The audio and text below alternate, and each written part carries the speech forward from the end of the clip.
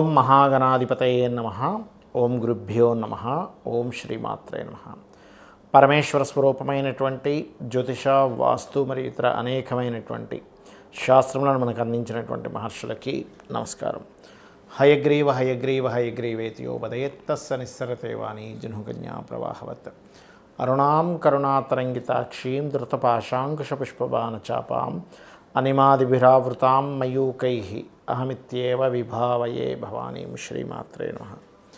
ప్రేక్షకులకి లలితాంబిక అమ్మవారి యొక్క అనుగ్రహం పరిపూర్ణంగా కలగాలని మనస్ఫూర్తి కోరుకుంటూ మనం ఈరోజు విశ్వవసు నామ సంవత్సరం కొత్త సంవత్సరం ఉగాది నుంచి గ్రహాలు ఏం మారనున్నాయి, అదేవిధంగా మనం కొత్త సంవత్సరం అనగానే పంచాంగం తీసుకొని చూస్తాం.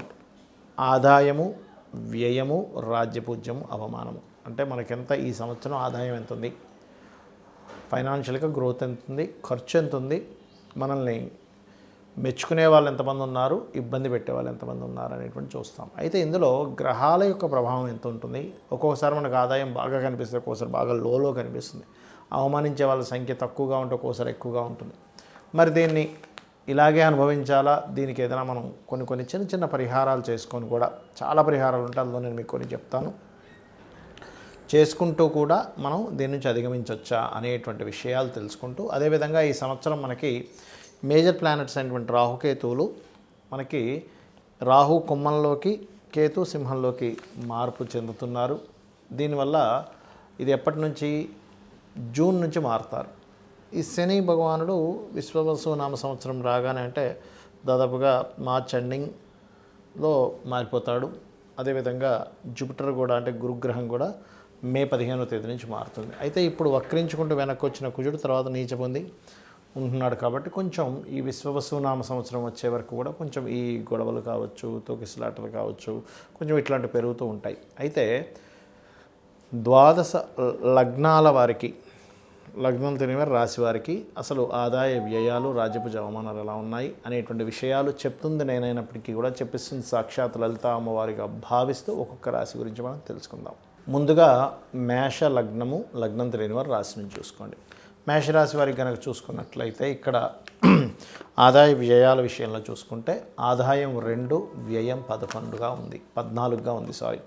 ఆదాయం 2, వ్యయం 14, రాజ్యపూజ్యం 5, అవమానం 7. మనకి పంచాంగాల్లో ఇస్తుంటారు ఈ సంఖ్య. అయితే దీనికి మరి నిజంగానే ఆదాయం 2లోకి ఆగిపోతుందా అంటే, మే వరకు మాత్రం మీకు గురువు 2లో ఉన్నాడు. 2లో ఉన్నటువంటి గురువు ఖచ్చితంగా మీకు ఫైనాన్షియల్ గ్రోత్ మే 15 వరకు ఇస్తున్నాడు. ఒకవేళ విశ్వవసు నామ సంవత్సరం వచ్చిన మరి దాని తర్వాత 3లోకి వెళ్ళిపోతుంది కదండి అంటే, ఇక్కడ సింపుల్గా ఏం లేదు. కొన్ని ఖర్చుల విషయంలో అంటే కొన్ని కమ్యూనికేషన్లో మిస్కమ్యూనికేషన్ వచ్చి ఖర్చు పెట్టడం జరుగుతుంది. ఎందుకంటే వ్యయం 14 అయింది కాబట్టి ఈ ఒక్క విషయంలో జాగ్రత్తగా ఉండాలి.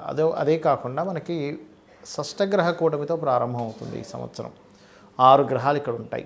మీరు చూడండి కావాలంటే ప్లానటరీ పొజిషన్స్లో 6 గ్రహాలు ఉంటూ మళ్ళీ అందులోంచి ఒక గ్రహం బయటికి వెళ్ళి 5 ఉండడము, దాని తర్వాత 4, అట్లాగా ఒక 14 రోజుల పాటు కలిసి ఉంటాయి ఒక 5 గ్రహాలు అయితే ఖచ్చితంగా. కాబట్టి మీరు ఇన్వెస్ట్మెంట్స్ చేసే విషయాల్లో కాస్త చూసి చేయండి. సర్వసాధారణంగా ఏంటంటే ఈ గురువు 2వ స్థానంలో ఉన్నప్పుడు 12వ అధిపతి ఖచ్చితంగా ఏదైనా ల్యాండ్ కానీ గృహం కానీ కొనుగోలు చేయడం జరుగుతుంది. మరి ఇక్కడ ఈ 2వ స్థానంలో ఉండేటువంటి గురువు మే 15 నుంచి 3లోకి వెళ్ళిపోతున్నాడు. కాబట్టి ఈ సంవత్సరం మన యొక్క రాశి సంబంధించిన పరంగా విశ్వవసు నామ సంవత్సరంలో ఆదాయ వ్యయాల్లో 2, 14 ఉంది కదా. దీన్ని మరి ఎట్లా పెంచుకోవాలి అంటే, లలితా సహస్రనామాల్లో ఓం సంపత్కరీ సమారూఢ సింధుర వ్రజ సేవితాయ నమః అనే నామం ఖచ్చితంగా మీకు ఆదాయం పెరిగేలా చేస్తుంది. వ్యయం తగ్గించుకోవాలంటే సహజంగానే మీకు ఏలినాటి శని నడుస్తుంది. ఇప్పుడు నెక్స్ట్ విశ్వవసు నామ సంవత్సరంలో శని ఇక్కడికి మారుతాడు. కాబట్టి బెల్లము గోవుకు తినిపించడము, నువ్వులు దానంగా ఇవ్వడము, మీకు దగ్గరలో ఆలయంలో ఏదైనా శివాలయం ఉన్నట్లయితే పర్టికులర్గా మీకు అక్కడ నూనె దానంగా ఇవ్వడం చేయండి. ఖచ్చితంగా మీకు ఆ యొక్క వ్యయం అనేటువంటి తగ్గుతుంది. ఇక రాజ్యపూజ్యం, అవమానం తీసుకున్నట్లయితే రాజ్యపూజ్యం 5, అవమానం 7 ఉంది. అంటే మిమ్మల్ని మెచ్చుకునే వారి సంఖ్య 5 ఉంటే ఇబ్బంది పెట్టేవారి సంఖ్య 7గా ఉంది. అంటే దీన్ని మరి ఎట్లా మార్చుకోవాలి అంటే, ఎప్పుడు కూడా రాజ్యపూజ్యం అనేటువంటిది మీకు పెరగాలి అంటే ఎక్కువగా మీరు చేయవలసినటువంటిది శనికి సంబంధించినటువంటి దీపారాధన లేదా వెంకటేశ్వర స్వామి యొక్క ఆరాధన చేస్తూ ఉంటే రాజ్యపూజ్యం పెరుగుతుంది. అవమానం విషయంలో చూసుకున్నట్లయితే మీరు కాస్త ఈ గొడవల్లోకి ఎంటర్ అవ్వడం వల్ల కొంత అవమానం మొదటి 3 నెలలు చూపిస్తుంది. సహజంగానే మీకు కమ్యూనికేషన్స్ కారకుడు బుధుడు అవుతాడు. అందరికీ బుధుడే, కాకపోతే మీకు పర్టికులర్గా థర్డ్ లార్డ్ కూడా అవుతాడు, 3rd and 6th లార్డ్ అవుతాడు. కాబట్టి కొంచెం అప్పులు ఇవ్వడం, అప్పులు తీసుకోవడం, ఈ మిస్కమ్యూనికేషన్స్ విషయంలో అనవసరం గొడవల్లోకి ఎంటర్ అవ్వడం లాంటివి చేయకండి. అదేవిధంగా కాస్త పెసలు, కందులు దానం ఇస్తూ ఉండండి. అవమానాలు కూడా మీకు తగ్గడం జరుగుతుంది. ఇక మిగతా అంశాలు ఎలా ఉన్నాయి అని చెప్పి చూసుకున్నట్లయితే ఈ సంవత్సరం మొదటి 3 నెలలు కాస్త ల్యాండ్స్ తీసుకునేటప్పుడు, వాహనాల మీద వెళ్ళేటప్పుడు కొద్దిగా జాగ్రత్తగా ఉండండి. పర్టికులర్గా లాభంలోకి రాహు వెళ్తున్నాడు కాబట్టి ఆన్లైన్ బిజినెస్ చేసేవారికి బాగుంటుంది. కాకపోతే సంతానం విషయంలో కొంత సంతానం దూరంగా ఉండడము, పంచమ స్థానంలో కేతు వచ్చినందుకు, అదేవిధంగా రాజకీయ సంబంధించిన విషయాల్లో కొంతవరకు మీరు వీలైనంత మట్టుకు దూరంగా ఉండే ప్రయత్నం చేస్తారు. మేషలగ్నం 6 మేషరాశి వారు, లేదా రాజకీయంగా కొన్ని కొత్త ఎత్తులు కూడా వేస్తారు. సైలెంట్గా ఉండి ఇట్లాంటివి కూడా జరుగుతాయి మేషం వారికి. అదేవిధంగా గమనించుకున్నట్లయితే ఇక్కడ వివాహ సంబంధించినటువంటి విషయాల్లో గమనించుకున్నట్లయితే పర్టికులర్గా ఇక్కడ వివాహ నిర్ణయాలకు సంబంధించిన విషయంలో కొద్దిగా జాగ్రత్త తీసుకోవాలి. బట్ వివాహ యోగం, ఎందుకంటే గురువు 7వ స్థానాన్ని చూస్తాడు కాబట్టి వివాహ యోగం అయితే ఈ సంవత్సరం మీకు ఉంటుంది, అందులో ఎటువంటి సందేహం లేదు. అదేవిధంగా మీకు ఈ 10వ స్థానాధిపతి ఎప్పుడైతే 12వ స్థానంలోకి శని భగవానుడు ఉన్నాడో, ఉన్న ప్రదేశం కాకుండా వేరే ప్రదేశాలకు ఉద్యోగాల కోసం వెళ్ళడం వల్ల మీకు యోగం అనేటువంటిది బాగుంటుంది. ఇక మీరు చేయవలసినటువంటి దేవతారాధన ఎక్కువగా సూర్య నమస్కారాలు ఎక్కువగా చేయండి.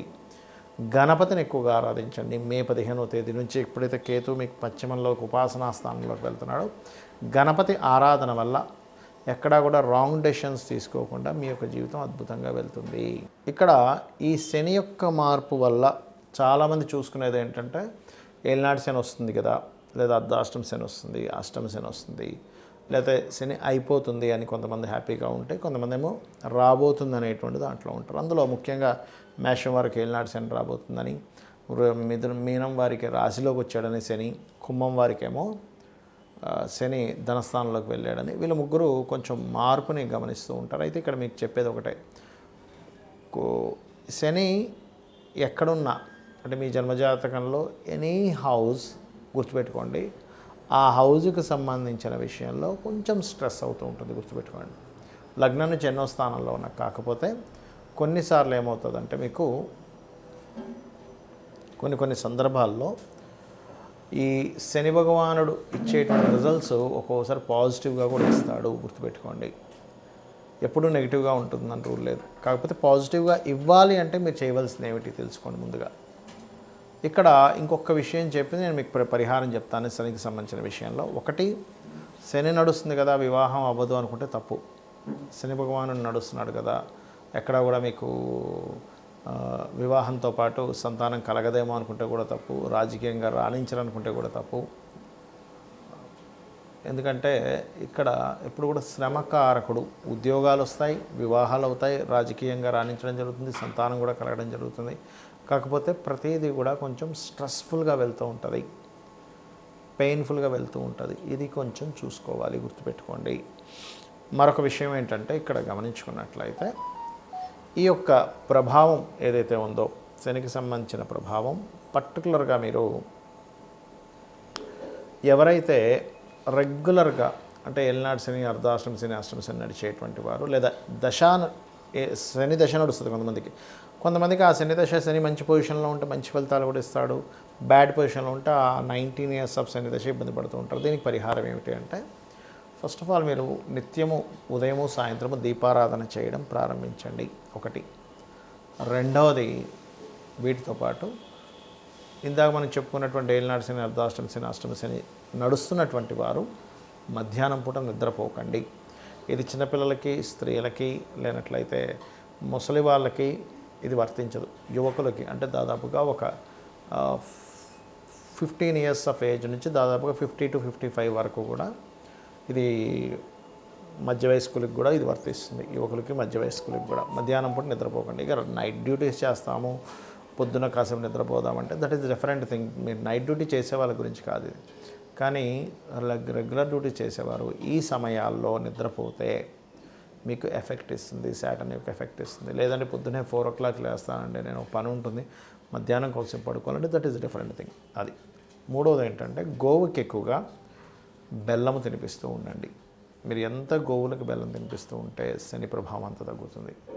మరొకటి, దగ్గరలో శివాలయం ఏదైనా ఉన్నట్లయితే నూనెని చక్కగా దీపారాధనకు వాడేటువంటి నూనెని తీసుకొని వెళ్ళి శివుడికి అక్కడ దీపారాధనకి వాడుకోమని ఇవ్వండి. ఇది మెయిన్గా గుర్తుపెట్టుకోండి.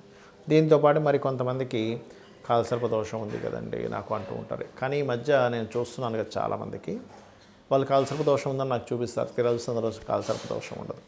ఒకటే గుర్తుపెట్టుకోండి, కాలసర్ప దోషము ఎవరికి చూడమని చెప్పారంటే జన్మజాతకాన్ని చూడమని చెప్పలే అసలు. మీకు ఒకవేళ అంతగా కాలసర్ప దోషం వల్ల ఇబ్బంది పడుతున్నాను అని అనుకుంటే కాళహస్తికి వెళ్ళిరండి, ఈశ్వరానుగ్రహంతో ఆ దోషం తగ్గిపోతుంది. ఒకటి, ప్రపంచ దేశాలకి ఏం జరుగుతాయి, అసలు దేశంలో కరువు వస్తుందా, సునామీ వస్తుందా, ఒక జబ్బు వస్తుందా, యుద్ధం వస్తుందని చెప్పడానికి కాలసర్ప దోషం వాడమని చెప్పారు. అయితే ఇక్కడ మీకు మీరుగా చూసుకోవడానికి కాలసర్ప దోషం ఎప్పుడు కూడా, ఇప్పుడు ఉదాహరణకి రాహువు కేతు ఇలా సమసప్తకాల్లో ఉంటారు కదా, ఈ సమసప్తకాల్లో రాహుకేతువులు ఉన్నప్పుడు అంటే ఎక్కడున్నా కూడా మేషం నుంచి మీనం వరకు రాహు ఎక్కడున్నా కేతు ఎక్కడున్నా కూడా ఇలాగే 1/7 యాక్సెస్లోనే ఉంటారు వీళ్ళు. అంటే ఇక్కడ కానీ ఇలా కానీ లేకపోతే ఇలా, అంటే దాదాపుగా ఇలా కానీ మొత్తం మీద ఆ రకంగా ఉన్నప్పుడు ఈ రాహుకేతువులకి మొత్తం ఒకవైపు గ్రహాలన్నీ, అంటే రాహు నుంచి కేతు వరకు మొదలు పెట్టుకుంటే ఇలాగ అన్ని గ్రహాలు వచ్చేసాయి, లేకపోతే ఒక దగ్గర అన్నీ కూడి ఉండిపోయాయి, ఒకవైపు ఏ గ్రహం కూడా లేదు, దాన్ని కాలసర్ప దోషము అంటారు. సింగిల్ గ్రహం బయట ఉన్నా అది క్యాన్సిల్ అవుతుంది, గుర్తుపెట్టుకోండి. ఇది దోషం. అంతేగాని చాలామంది ఏం చేస్తున్నారు, ఏమంటే నాకు ఉందంట అని చెప్పారని చూస్తే 2 గ్రహాలు, ఒక గ్రహం బయట ఉంటుంది, మిగతా గ్రహాలు అక్కడ ఉంటాయి. అది కాదు. సో ఫస్ట్ అది తెలుసుకోండి. అలాగే ఒకవేళ ఉన్నా కూడా కొంపలు మునిగిపోయేది ఏం లేదు. పెద్ద పెద్ద వాళ్ళకి 140 మంది ప్రెసిడెంట్లకు ఉంది కాలసర్ప దోషం. మరి వాళ్ళందరూ దేశాలు నేలట్లేదా? మెగాస్టార్ చిరంజీవి గారికి కూడా కాలసర్ప దోషం ఉంది. అంత మాత్రం చేత ఆయన ఏమి ఎందుకు పనికి రాకుండా ఏం పోలేదు కదా, గొప్ప వ్యక్తి అయ్యాడు. కాబట్టి వాటిని మీరు పట్టించుకోకండి దయచేసి. దశేం నడుస్తుంది, మీరు ఏ ప్రయత్నం చేస్తున్నారు, దానికి సంబంధించిన స్పెసిఫిక్గా అది ఏంటి, అదేం ప్రయత్నం చేస్తున్నారు, ఏ బిజినెస్లోకి వెళ్తున్నారు, మీరు చేసే ప్రయత్నానికి ప్లాంటరీ పొజిషన్స్ గోచారం కానీ మహాదశ లేదా అంతర్దశలు కానీ ఎంతవరకు సపోర్ట్ చేస్తున్నాయి, సపోర్ట్ చేయట్లేదు, మీకు అది యోగం ఉందా లేదా. యోగం ఉన్నప్పుడు ట్రై చేయడం వేరు, యోగం లేనప్పుడు ట్రై చేయడం వేరు. అంటే ఉదాహరణకి తిరుపతికి వెళ్తున్నాం, అసలు ఆ రూట్లో తిరుపతి ఉంటే కదా మీరు వెళ్ళి ప్రయాణం చేసినా సరే మీరు ఆ తిరుపతికి వెళ్ళేది, అసలు ఆ రూట్లో తిరుపతే లేదు, ఎంత దూరం అని ప్రయాణిస్తారు, దాన్నే యోగం అంటారు. ఆ రూట్లో తిరుపతి ఉంటే కాదండి ఇంకొంచెం దూరం వెళ్తే రీచ్ అవుతామని చెప్పుకోవచ్చు, అసలు లేదు, పరిస్థితి ఏంటి. కాబట్టి ఏంటంటే ఇక్కడ నేను చెప్పేది ఒకటే, మీరు నిత్యము లలిత అమ్మవారి యొక్క స్తోత్ర పఠనం చేయండి, ఖచ్చితంగా మీకు అన్ని విధాలా బాగుంటుంది. ఆ లలితాంబిక అమ్మవారి యొక్క అనుగ్రహం మీకు పరిపూర్ణంగా కలగాలని, ఈ విశ్వవసు నామ సంవత్సరం మీకు అన్ని విధాలా బాగుండాలని కోరుకుంటూ శ్రీమాత్రే నమః.